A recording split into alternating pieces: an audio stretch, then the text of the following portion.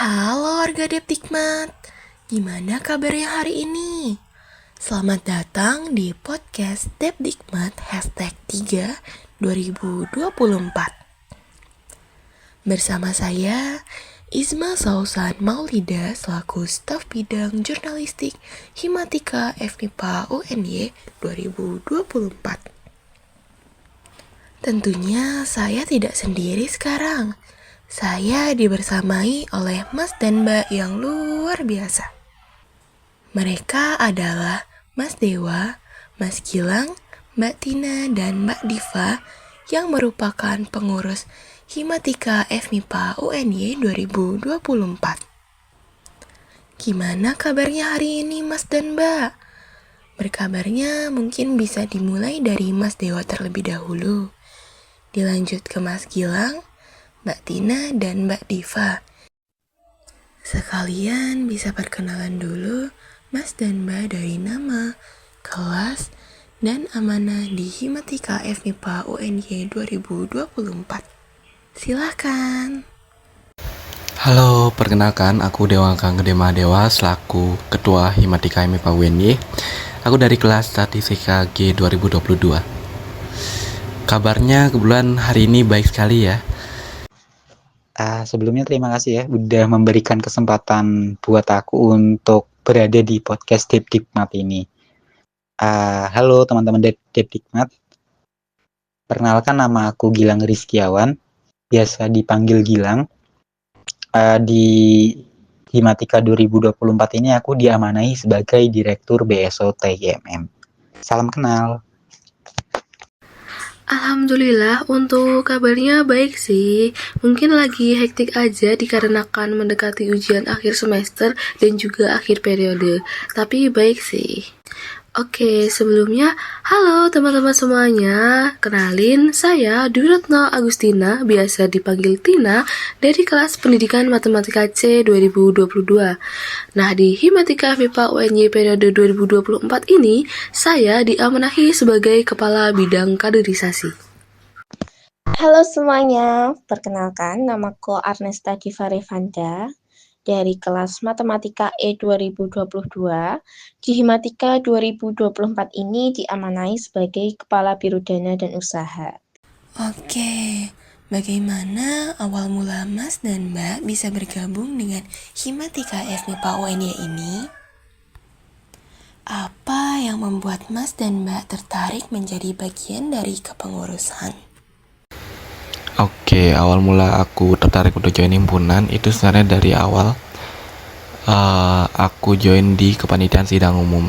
Dari join kepanitiaan sidang umum, aku jadi bisa melihat bagaimana kepengurusan itu berjalan, bagaimana kekeluargaan dari himpunan itu terbangun, lalu bagaimana dinamika di himpunan selama setahun. Aku merasa ada panggilan untuk istilahnya ikut dalam proses pembelajaran tersebut, dinamika tersebut yang memang ada di himpunan seperti itu.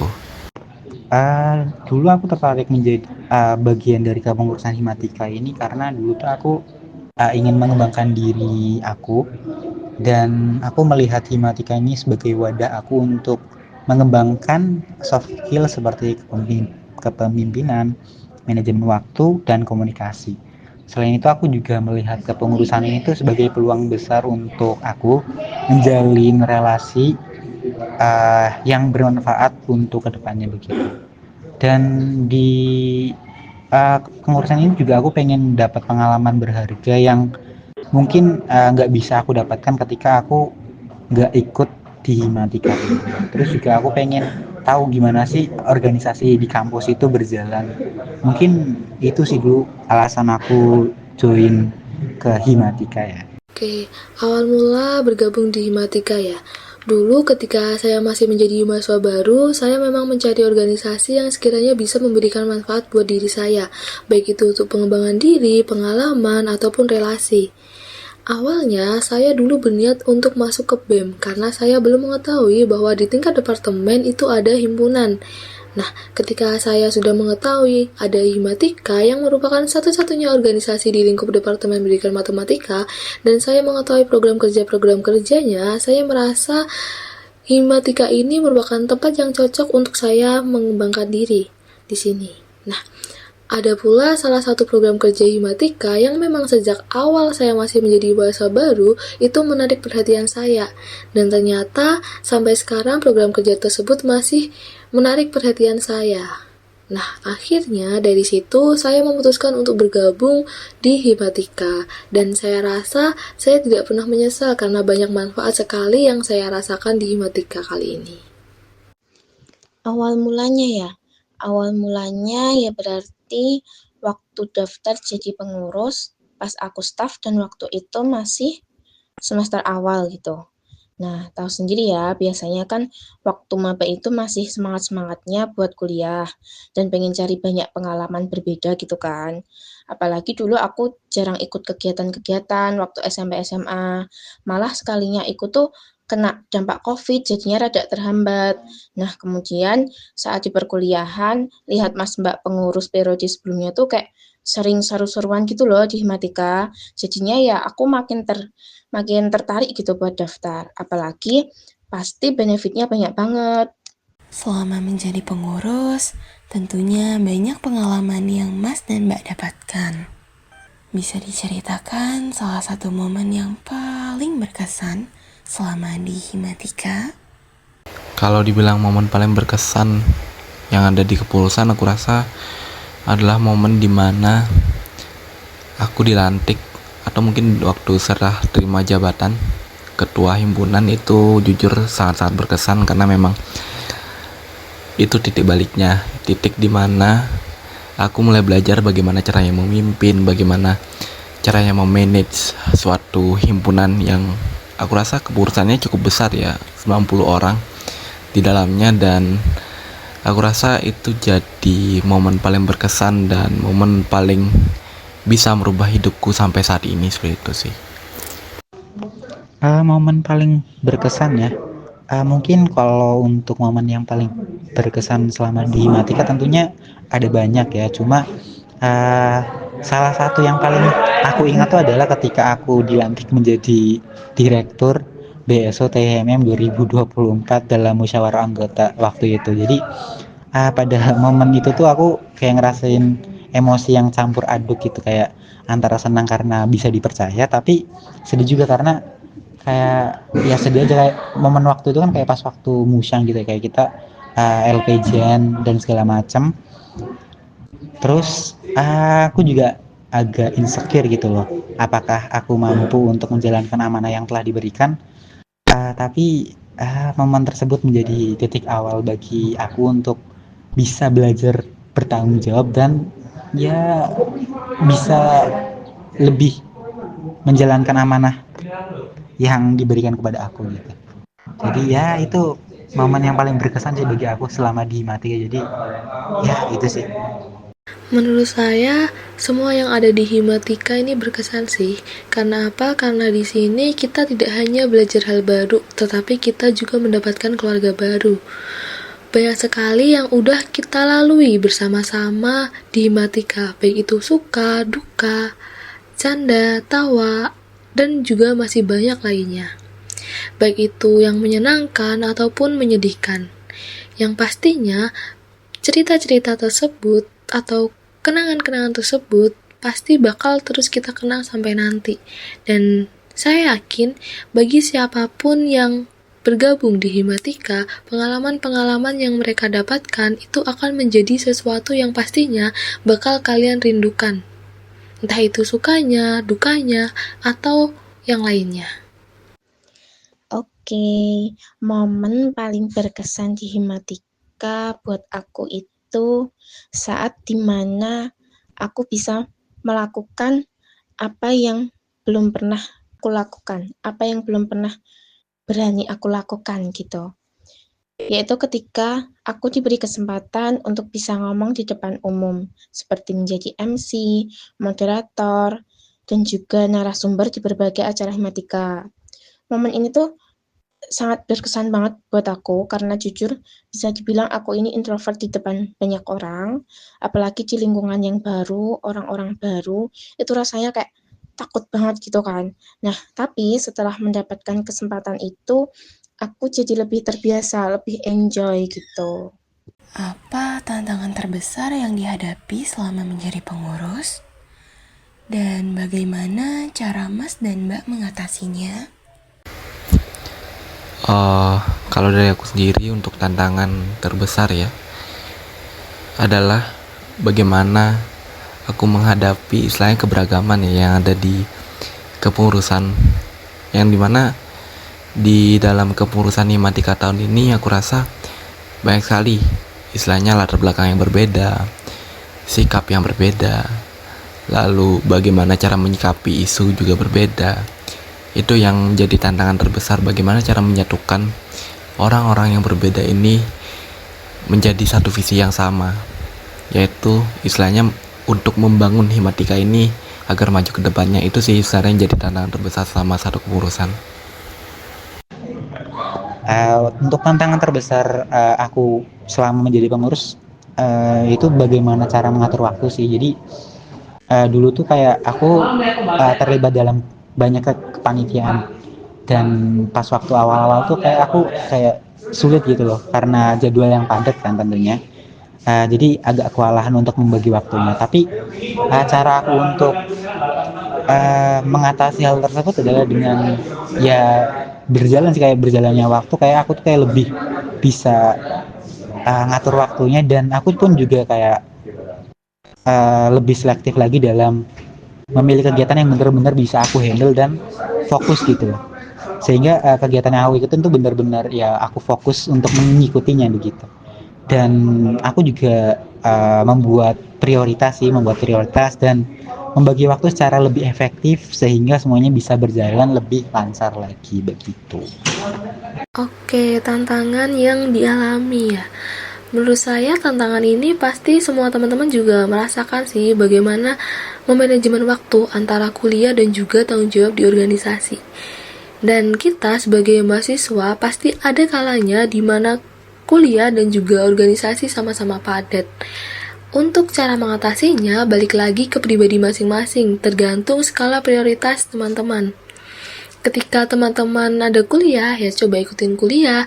Nanti kalau ada waktu luang, teman-teman bisa selipkan dengan organisasi, yang mana kita memang harus memanfaatkan waktu dengan sebaik mungkin. Nah, selain itu, tantangan yang memang saya alami ketika saya menjadi kepala ya, itu tanggung jawab saya di sini sebagai kepala, yang mana saya harus memimpin, mengarahkan, dan juga merangkul teman-teman staf, yang mana itu memang tidak bisa kita laksanakan secara instan. Kita membutuhkan proses untuk membangun keakraban mereka. Tidak mudah membuat suasana nyaman itu secara instan, tetapi saya mencoba untuk menciptakan suasana nyaman itu dengan sering-sering main atau kumpul bareng dengan teman-teman, entah itu membahas proker atau kita sekedar main dan kumpul-kumpul aja untuk menambah chemistry dari teman-teman pengurus sendiri. Tantangan ya. Kalau aku sih lebih ke ngatur waktunya ya, karena kan sebagai mahasiswa tugas utama kita kan ya belajar. Sedangkan di saat kita join organisasi tuh pasti ada agenda-agenda tambahan. Apalagi waktu itu aku berani ambil tawaran les private. Nah, itu kita harus bisa pintar bagi waktunya. Kalau dari aku pribadi, cara ngaturnya ya buat skala prioritas. Bisa di list agenda apa aja yang bakal kita lakuin. Terus, waktunya kapan bisa disesuaikan. Nah, misal dalam sehari ada tugas, ngeproker juga, terus ada ngeles juga. Nah, itu bisa diatur jam sekian ngapain, setelahnya ngapain, apa yang bisa aku kerjain nanti, apa yang bisa aku kerjain sekarang. Nah, itu. Tapi jangan lupa kasih waktu buat rehat juga. Dari semua kegiatan atau program kerja yang sudah Mas dan Mbak ikuti, adakah program kerja yang menurut Mas dan Mbak paling berkesan? Apa yang membuat program kerja tersebut berkesan menurut Mas dan Mbak? Menurutku untuk program kerja paling berkesan itu SLM atau studi laboratorium matematika sih, karena memang itu jadi momen pertama aku bertemu dengan orang-orang baru, istilahnya mahasiswa baru yang ada di Departemen Pendidikan Matematika, dan mahasiswa baru itu tersebut juga pasti membawa semangat-semangat yang baru, dan itu merupakan hal yang paling berkesan, dimana semangat-semangat baru itu jadi semangat baru juga untuk kita semua, istilahnya mahasiswa-mahasiswa yang memang sudah ada di departemen atau mungkin pengurus-pengurus himatika, yang dimana ketika melihat mahasiswa baru akan merasa seperti mempunyai adik yang baru, mempunyai tanggung jawab yang baru untuk mendidik atau mengarahkan adik-adik yang memang baru masuk di Departemen Pendidikan Matematika seperti itu. Bagi aku tuh semua program kerja yang pernah aku ikutin tuh punya kesannya masing-masing. Karena setiap program kerja kan pasti banyak momen dan pembelajarannya. Tapi jika aku pilih program kerja yang paling berkesan itu kalau menurutku ya, kan aku kan di BSO ya. Nah di BSO itu ada kegiatan internal yaitu BSO Pixel atau BSO Piknik Selalu. Nah di kegiatan ini tuh menurut aku kayak istimewa gitu karena kita tuh bisa menghabiskan waktu bareng-bareng bersama pengurus BSO lainnya, jalan-jalan. Kita juga kemarin tuh nginep di Joglo Salak gitu. Dan kegiatannya tuh kayak membuat hubungan antara pengurus BSO tuh terjalin gitu loh. Selain kita juga refreshing, tapi kebersamaannya juga tetap dapat. Sehingga aku tuh semakin nyaman gitu loh berada di BSO 2024 ini. Dan mungkin aku juga mau sedikit ngucapin ya kepada teman-teman BSO. Terima kasih untuk semua pengurus yang telah membuat pengalaman ini begitu berarti. Oke, menurut saya semua program kerja yang ada di Himatika memiliki pengalamannya masing-masing. Kenapa? Karena di sini kita juga sama-sama belajar ya teman-teman.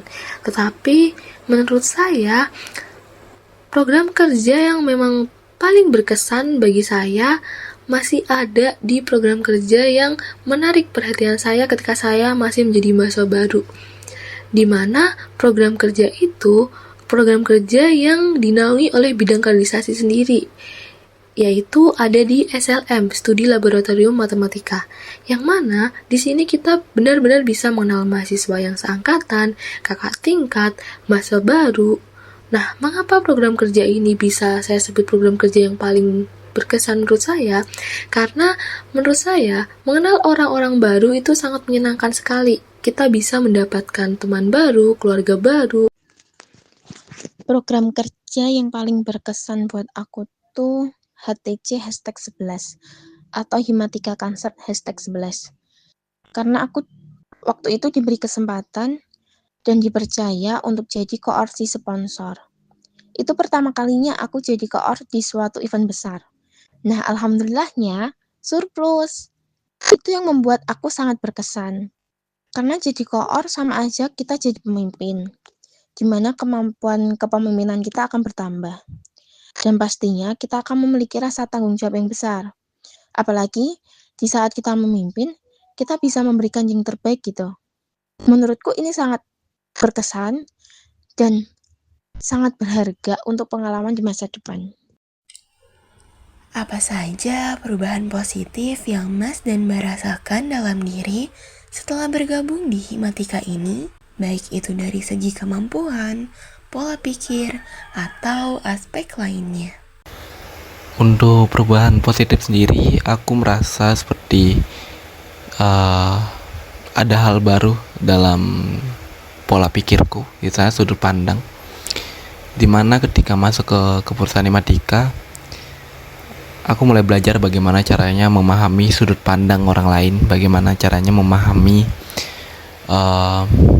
pendapat orang lain, dan pada akhirnya bagaimana caranya agar sudut pandang maupun pendapat tersebut dapat menjadi bahan bakar dalam penentu keputusan di dalam Himatika ini. Maka dari itu istilahnya pola pikir kritisku itu dibangun selama kepengurusan ini.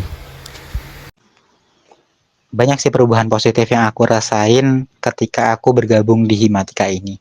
Dari segi kemampuan aku yang lebih percaya diri dalam komunikasi, dan mengelola tugas baik itu secara individu dan kelompok. Pola pikir aku juga berkembang khususnya dalam cara menghadapi masalah dan mengambil keputusan. Aku juga belajar untuk berpikir lebih kritis, mengembangkan berbagai sudut pandang dan lebih terbuka terhadap masukan begitu. Selain itu juga Himatika membantu aku meningkatkan kemampuan manajemen waktu dan tanggung jawab yang tentunya juga berguna ya di kehidupan sehari-hari, bukan cuma di organisasi aja gitu. Oke, cukup banyak ya perubahan yang saya rasakan ketika saya telah bergabung di Himatika. Awalnya saya adalah orang yang cukup introvert dan tidak berani berbicara di depan umum. Namun ketika saya bergabung di Himatika, saya merasa Himatika membantu saya mengasah kemampuan komunikasi dan juga kepercayaan diri. Selain itu, pola pikir saya juga lebih dewasa dalam menghadapi berbagai situasi dan juga tantangan. Himatika sendiri juga mengajarkan saya bagaimana bersikap sabar, terutama ketika kita menghadapi permasalahan-permasalahan organisasi. Perubahan banyak ya. Banyak perubahan yang aku rasain. Yang pastinya kemampuanku dalam berkomunikasi seperti yang aku bilang tadi, yang tadinya nggak berani ngomong di depan umum, sekarang lebih berani. Terus juga kemampuanku dalam bekerja sama dengan orang lain pun meningkat. Terus, pastinya membuat aku lebih percaya diri dalam berinteraksi. Yang tadinya aku apa-apa ngikut karena nggak berani berargumen, nggak berani memberikan pendapat di depan umum. Nah, sekarang lumayan lah lebih berani. Nah, terus juga pola pikirku menurutku lebih berkembang ya. Pokoknya banyak perubahan positif yang aku dapatkan. Aku yakin semua pengalaman ini membuat aku merasa lebih siap dalam menghadapi tantangan di masa depan. Menurut Mas dan Mbak, apa kelebihan dari Himatika ini dibandingkan dengan organisasi lain? Apakah ada nilai atau ciri khas tertentu yang membedakan dengan organisasi lain? Yang membedakan Himatika dengan organisasi yang lainnya itu menurutku adalah militansi dari kepengurusan maupun memang anggota-anggotanya. Karena apa? Karena Himatika ini mempunyai ikatan yang memang cukup solid, entah itu dari alumni ke istilahnya mahasiswa-mahasiswa sekarang sampai dengan pengurus dan mahasiswanya. Karena militansi itulah istilahnya Himatika ini bisa terus hidup dan bisa terus memancarkan semangat yang baru setiap tahunnya seperti itu. Menurut aku kelebihan Himatika dibandingkan dengan organisasi lain ya, itu terletak pada rasa kekeluargaan yang sangat kuat sih. Jadi di Himatika ini tidak hanya sekedar organisasi ya menurut aku, tetapi juga menjadi tempat di mana setiap anggotanya juga saling mendukung dan menghargai satu sama lain gitu. Selain itu juga di Himatika memiliki ciri khas dalam cara organisasi yang rapi dan terstruktur dalam program kerja yang tidak hanya berfokus pada pengembangan akademik tapi juga pengembangan soft skill dan membangun relasi antar anggotanya gitu. Kayak nilai-nilai seperti solidaritas, kolaborasi dan semangat untuk terus belajar membuat Himatika menjadi organisasi yang menurut aku berkesan dan memiliki tempat tersendiri bagi aku. Oke, ciri khas Himatika ya, yang mana pastinya teman-teman juga udah pada tahu bahwa Himatika merupakan satu-satunya organisasi yang ada di lingkup Departemen Pendidikan Matematika, yang mana Himatika merupakan himpunan yang paling dekat dengan kita, seperti itu teman-teman. Dan menurut saya, Himatika tidak hanya berfokus pada pencapaian program kerja aja, tetapi juga membangun relasi di lingkup internal maupun eksternal. Kelebihan dari Himatika menurutku banyak program kerja yang bagus di Himatika. Kemudian prestasi-prestasinya pun banyak gitu. Tapi kalau untuk ciri khas sendiri salam dahsyat matematika. Bukan. Sebenarnya mirip-mirip ya dengan hima lain atau organisasi lain. Mungkin yang membedakan itu kegiatan-kegiatan yang dinaungi Himatika itu menggabungkan aspek akademis maupun non-akademis, tapi yang fokusannya ke matematika, banyak ke matematikanya gitu. Contohnya kayak lomba dan seminar matematika, kayak gitu. Tapi ya nggak cuma matematika aja, banyak kok prokal yang lain. Nah, bisa kepoin IG-nya Himatika ya. Yang terakhir, apakah ada pesan dan harapan Mas dan Mbak sekalian untuk kepengurusan yang akan datang dan bagi pengurus baru yang akan bergabung di Himatika tahun depan? Pesanku untuk pengurus yang baru, jangan sampai runtuh karena hanya dinamika organisasi semata, karena memang dinamika organisasi itulah yang akan membentuk kalian menjadi lebih baik, menjadi lebih kritis, menjadi lebih dewasa, dan juga jangan sampai kendor semangatnya, karena memang setahun itu adalah waktu yang lama, namun bisa dinikmati. Jadi bukan hal yang kalian harus takutkan, tapi jadikan itu menjadi suatu hal yang kalian mesti nikmati ke depannya. Mungkin itu. Untuk kepengurusan selanjutnya ya, kalau dari aku mungkin berharap Himatika tetap terus eksis dan berkembang menjadi organisasi yang lebih baik aja sih. Lebih kreatif sama lebih inovatif lagi lah terkait program-program kerjanya gitu. Terus juga aku harap sih untuk rasa kekeluargaan di Himatika ini tetap harus dijaga ya sampai nanti-nantinya gitu. Terus untuk pengurus baru, aku ucapin selamat datang ya di keluarga Himatika ini. Tapi itu nanti buat keluarga Himatika 2025 ya tentunya. Jangan takut untuk mencoba hal-hal baru dan terus belajar sih. Tapi juga jangan mudah untuk nyerah aja ketika teman-teman tuh dihadapkan oleh sebuah tantangan ya.